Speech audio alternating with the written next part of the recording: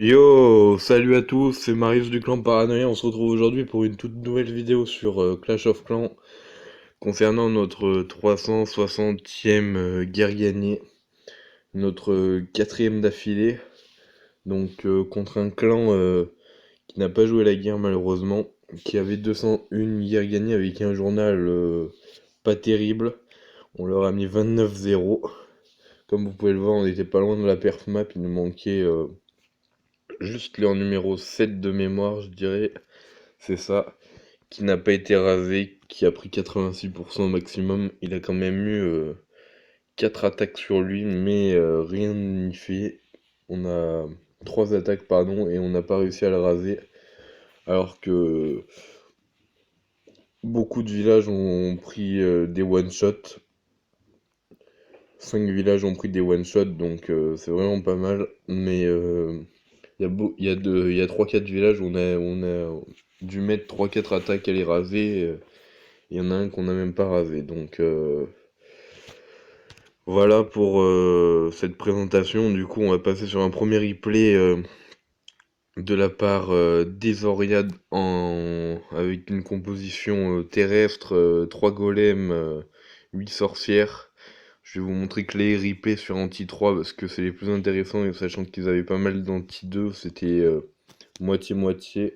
Le 1 était un Anti 2, le 3 était un Anti 2, le 4 était un Anti 3, etc. C'était 1 sur 2. Donc je vais vous montrer que les replays sur Anti 3 et encore pas tous, car il y avait des Anti 3 vraiment pourris. Donc là, il part en mass switch avec Bullist.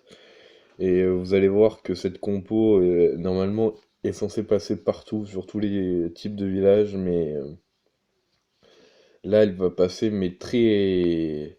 C'est une combo qui est censée assurer le perfect, mais qui est quand même un peu imprévisible, parce que on maîtrise pas tout, c'est pas comme dans un AQH Govag ou un Go Mobile. Là, on peut tout maîtriser. Là, si on perfecte pas, c'est un peu aléatoire, on va dire. Il y a beaucoup de chances qu'on perfecte, mais on peut ne pas perfecter. Du coup, cette compo est un peu risquée, on va dire. Et là, ça va passer, mais il restera. Ça va passer avec 2 gargouilles. Il restera 2 gargouilles à la fin, vous allez voir. Seulement. Donc, c'était vraiment juste, mais ça passe. Donc, un GG. C'est C'est bien joué, donc là il reste encore quelques boulistes et quelques sorcières, ainsi que les 2 gargouilles qu'il posera plus tard et ça va lui permettre 2 cleans qu'il a posé là-haut sur le haut du village. Là, il a encore l'habilité de sa reine, il reste 2 sorcières et un bouliste.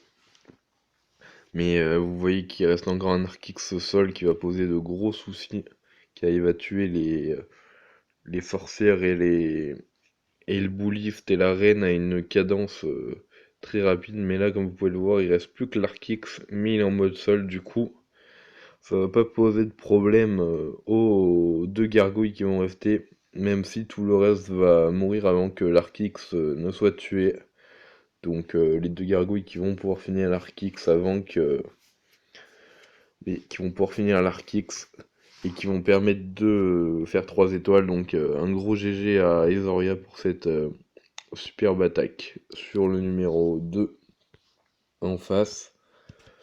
Ensuite, on va passer sur un replay de ma part en AQH Govaog, comme souvent. Un RG que je vais commencer, une attaque qui passe vraiment très très très large. En moins de 2 minutes, j'ai clean ce village. Donc, je pars en RG côté HDV pour aller clean le roi et quelques défenses comme vous voyez là, le mortier, la TDA, le canon. Ça fait un AQH assez rentable, surtout que je savais qu'il y avait Molos dans le Shadow de Clan, donc fallait absolument que ma reine ne rencontre pas ce Molos, sinon elle aurait servi strictement à rien.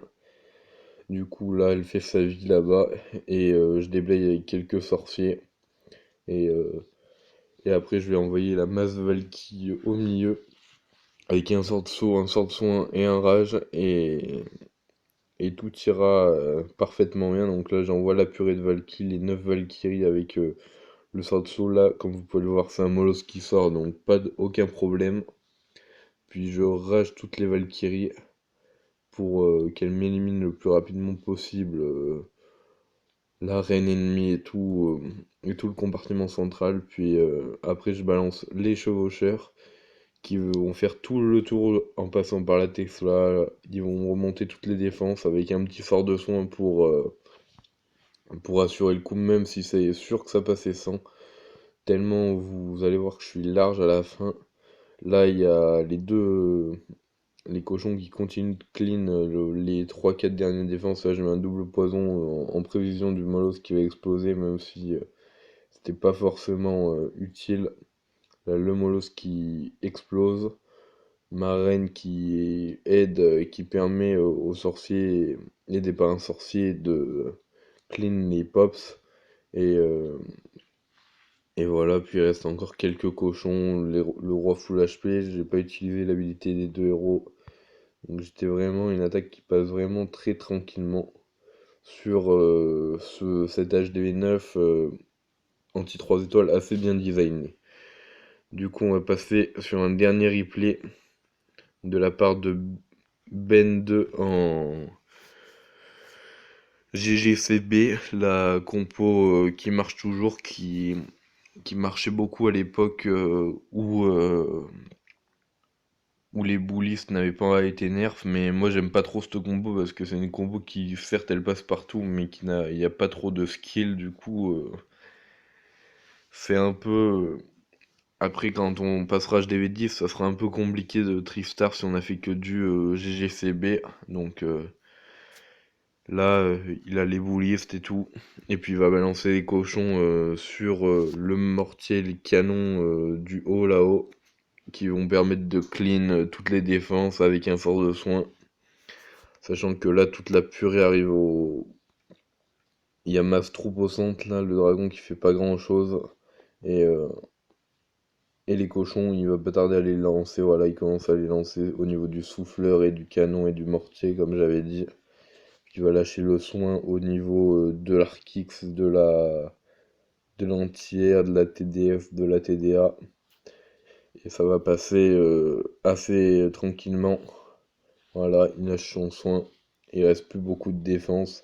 Les cochons qui vont faire le taf sur les petites défenses qui restent. Et qui vont permettre le 3 étoiles. Donc un gros GG à Ben pour cette belle attaque sur le numéro 6. Un très bon anti-3 aussi. Même si les doubles bombes étaient assez mal placées. Donc une attaque qui passe vraiment très très large aussi, alors qu'il n'a que des héros d'XC9, donc c'est pour ça que je vous dis que cette compo, ça reste néanmoins une valeur sûre, même si moi je ne l'apprécie pas trop, ça reste quand même une valeur sûre, et on peut toujours la pratiquer, donc là ça passe très tranquillement. Donc un gros GG à toi Ben. Je vous dis à plus pour une prochaine vidéo concernant une auto récap. Allez, ciao!